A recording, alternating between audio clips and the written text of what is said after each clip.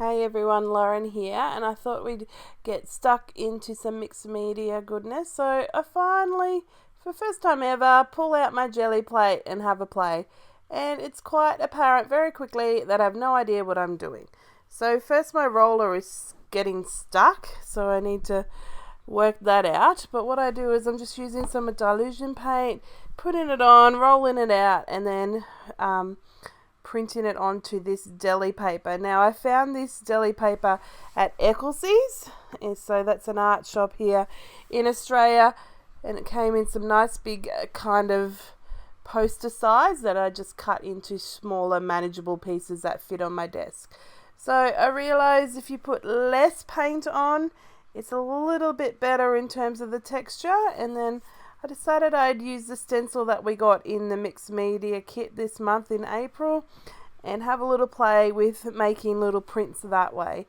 So at the moment I was just thinking the orange is sticking out to me in the kit, so that's why I've pulled out my orange paint, and it was sitting in my little stash box of mixed media that I pulled out to go with this kit. So then added a bit of yellow. So I've had the first page was kind of like my test page, and then this one's where I'm getting a little bit more adventurous with how to layer up the colors and the stencil and the color.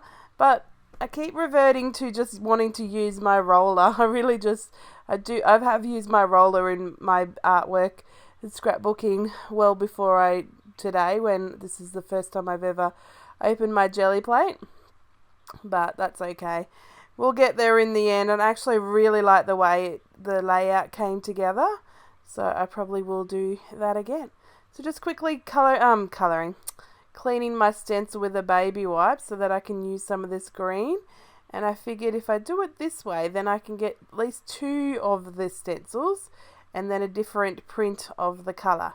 So you can print off the colour a couple of times. So you can see there I didn't reapply any of the paint before printing each of those colours, but it just adds a different layer on top. Now there's millions, everyone else on YouTube and Facebook and everywhere on the internet knows how to use this jelly plate much better than I, but literally it's my first time ever and I enjoyed it so far, but I needed to move on and make my layout. So I decided I'd also pull those stamps that we got in the mixed media kit. So first I'm using those with the StazOn ink and then a bit of the orange ink, so it's tone on tone, and then I'm just having a little play with just the different stamps that we've got. They're all the star ones, but I'm just going here with the outline star with the orange, and then I'm just going to treat each section as three little sections. So I have the ends and then the middle, so that I can have three different types of like pattern paper. Now you could definitely do this on any type of paper, but you could, I didn't, you probably I guess thought I might have edited it out, but I didn't dry this paper. It's so quick and so thin that it actually dries really quickly, so you don't need to worry about that. And just the texture and the feel of the paper is really nice as well, so that's part of the fun. So it's definitely worth having a try and getting some of this deli paper, which is really lovely. Maybe not now, seeing as we're all in a bit of a lockdown situation, but something to decide later and get your hands on. I'm just having a little play. This one's one of those bigger stamps with all the falling stars and stuff, and I'm just using one end of it to put some stars on, and it was just because there's a little bit different in terms of just a couple of the stars rather than a big chunk of them that first initial stamp was. So you can see here this is looking really nice, but I wanted to add some other layering to it, and you can definitely layer just with the jelly with the jelly plate, but I decided to do it a few different ways. We had the stamp in the kit, I'd pulled the mixed media out of my stash, and then we also had that stencil. But just also grab some paint pens. These ones are from Big W, they work really well, and they are not as expensive as the Posca ones, so that is amazing. So just adding some orange and yellow, some little dots, some little stars, just so that there's something different on this little section rather than it all being stamped on images of stars. So I had to prime this black one because I hadn't used it before, so you just push down on it so that the ink comes out, and then we're ready to rock and roll. So just layering some colours in between each other and making it just randomly look like it's meant to be the way it's meant to be. And I really like this. It'd be fun. You could do this on a whole layout. You can use this paper for collage. You can either collage it to the back of your background paper for your scrapbook, or you can collage it onto art journal page. It's just really fun to use from what I can see.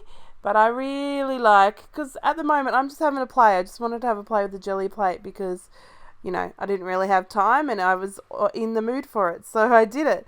But in the end, I really like what came together when I had the idea to start making the layout. So just drew some squiggly lines across and up and down, and then some yellow little dots, and then I'm going to move to the end after a quick little dry, because I was worried I was going to put my hand in it, you know, when you're writing and your hand's resting on the table. But instead, I gave that up and just went a bit careful with the paint pen on this end section. Just really, really, really, really fun. I don't know why I didn't get out my jelly paint plate sooner. So I'm just using my paint pen now to splatter, adding some of the black on top of those two middle sections. I didn't want to cover up that first section that I did because I'd already done some good layering on there, I felt. It didn't really need anything else. So quick dry, it didn't need much, but it's because of the paint pen. It's not because of the jelly paper and the layers on it. It's the paint pen's just sitting on top of it a bit and needed to dry. So I thought I'd do some layering here with this green and yellow and orange jelly paper print, but instead instead of being a neat border, I add a bit of rough edges where I've torn it on all four sides, and then I'm just going to layer it like that. And then this is where the idea came to maybe I want to layer some more pieces. And look, it's really nice. And then I decided it needed a bit more pop of the green, so I'm going to use this end here and layer it like that. Looks really nice so far. And that's where my layout started. Isn't it just funny how you can go from experimenting to having a layout happen? So I decided I'd use that word rad, or at least at this point I'd pull it out so that I could potentially use it. And then I'm trying to work out, I was like, oh, I'm always doing white backgrounds. Maybe I should use some pattern paper. And I really tried. You can see here I tried on couple of the papers, quite a few actually, but I like it, but I couldn't commit. I just was a bit worried it wasn't the right thing. I even tried this grey, and I don't know, something about it. None of these pattern papers just really, you know, they worked, but they weren't screaming, yes, I am the one, use me. And so I just didn't use any of them and went back to my white paper. This one was obviously a red hot contender because it stayed in after all the others, and then it ain't right. So just pull out the Project Life pocket page cards from the printables just to see if there's anything I want to use, and then I decided I'd use that orange one there to back the word rad.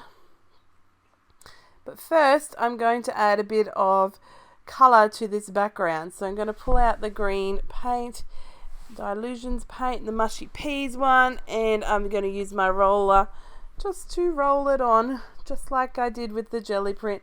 So you can see I've done this before. I'm sure you would have seen one of my other videos where it's just really fun to add some colour this way. You can see it just took a little dollop of paint and it went really far with the roller.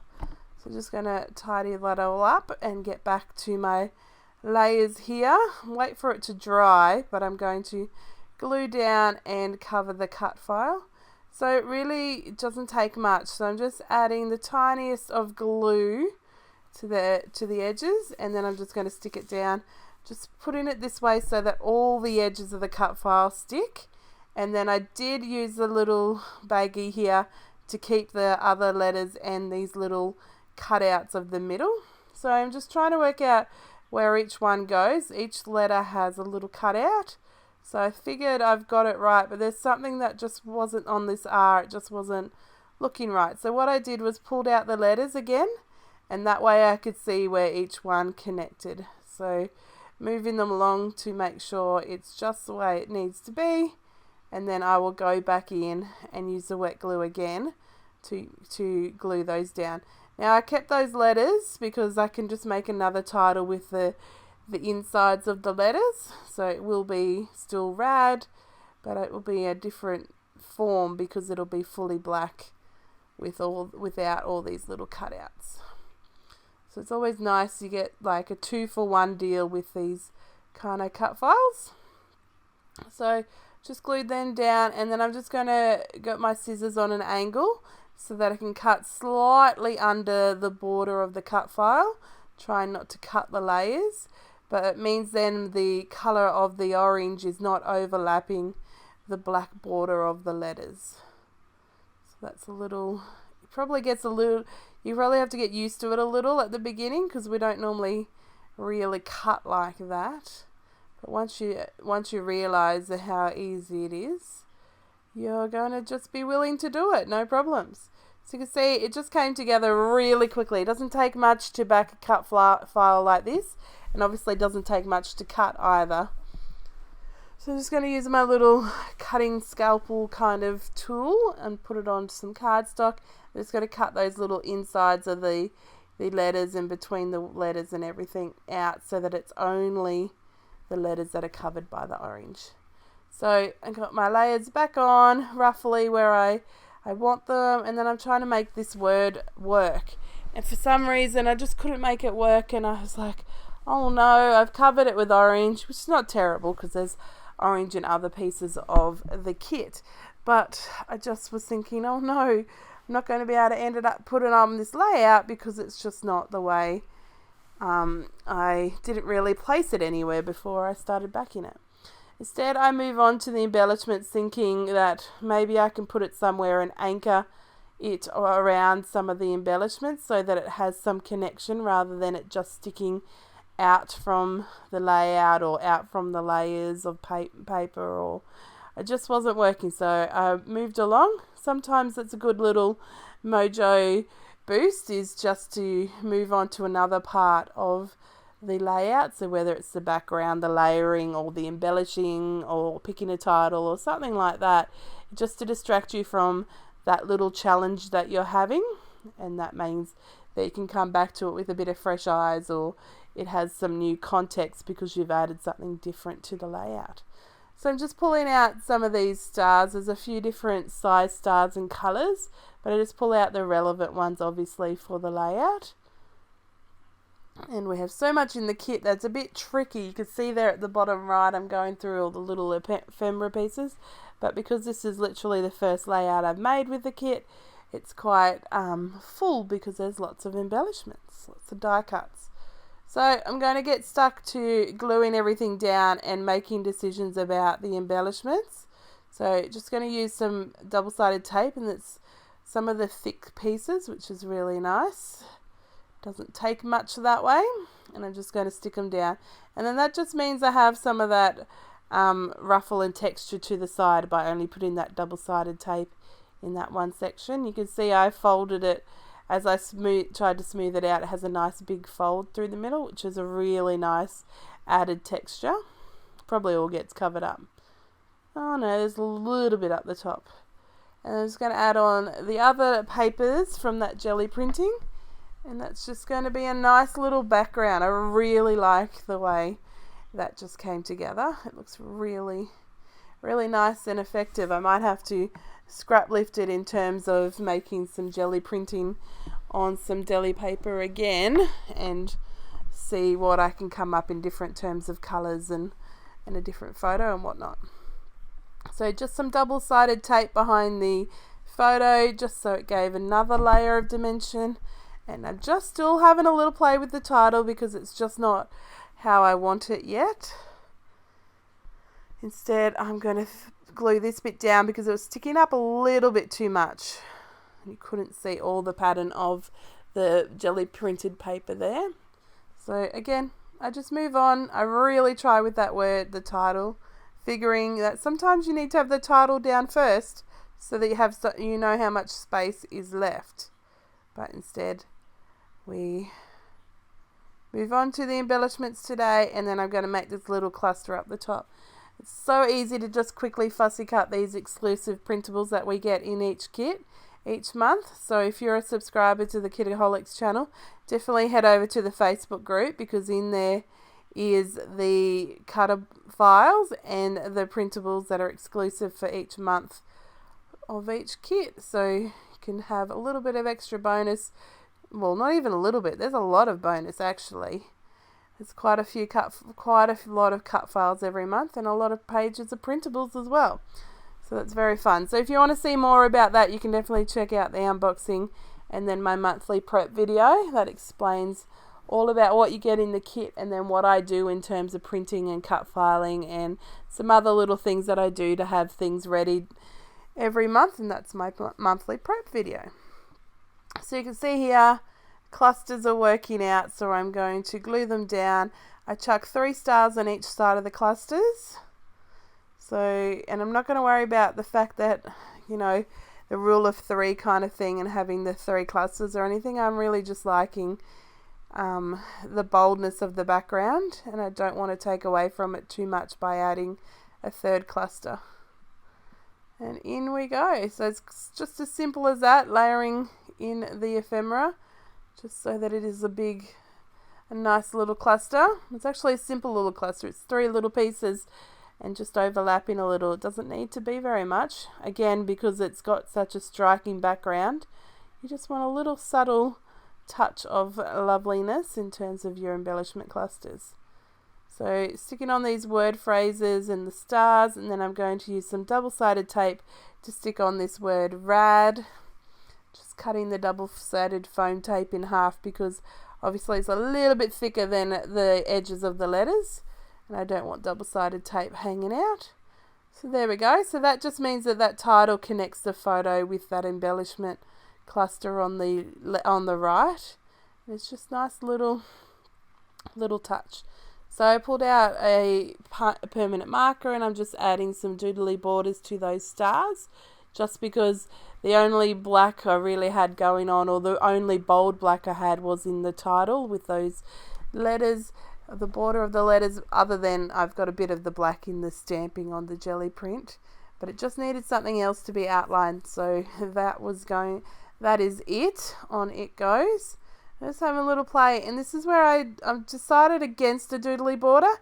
Instead, I pull out the star stamp again, and I add just one in the corner, bottom corner here on the right, and then I add a cluster of them up on this top left-hand corner, which just makes your eyes run from the bottom to the top across the page to take in all the goodness. You can see here I'm just overlapping the stars, not being too careful where they place in terms of some are overlapping, but just being careful in the fact that the way it sits and flows on the edge of the page there. So that's it. So hopefully you've enjoyed this little layout today, experimenting with something new, and hopefully it inspires you to get creating. Have a good day, guys. Bye.